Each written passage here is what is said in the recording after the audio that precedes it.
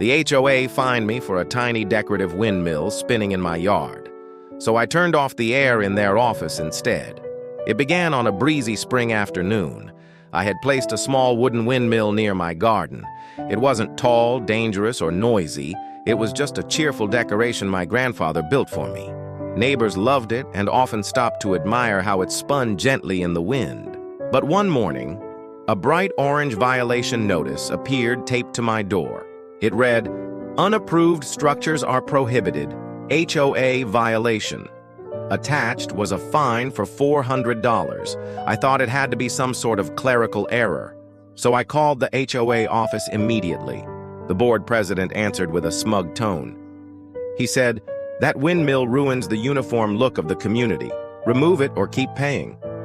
I explained it was a harmless family heirloom sitting neatly in my garden, but he laughed and repeated the same line.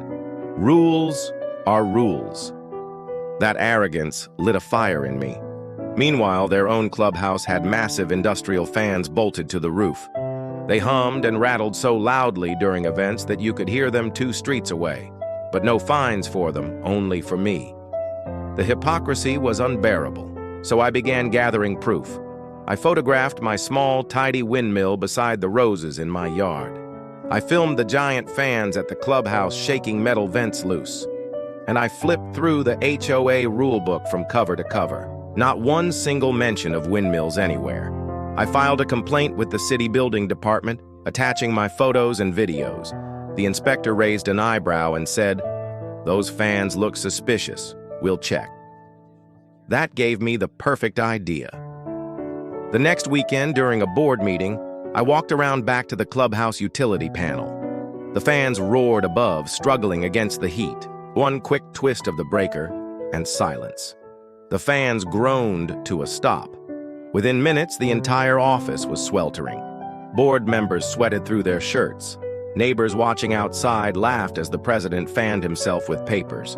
I stepped inside and said, "Looks like the wind stopped blowing."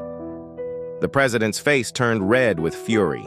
He shouted, "You can't do that!" I smiled and replied, "Rules are rules." Before long, the city inspector arrived for the official inspection. He discovered the fans had been installed illegally without permits. Worse, they violated multiple safety codes for fire and ventilation.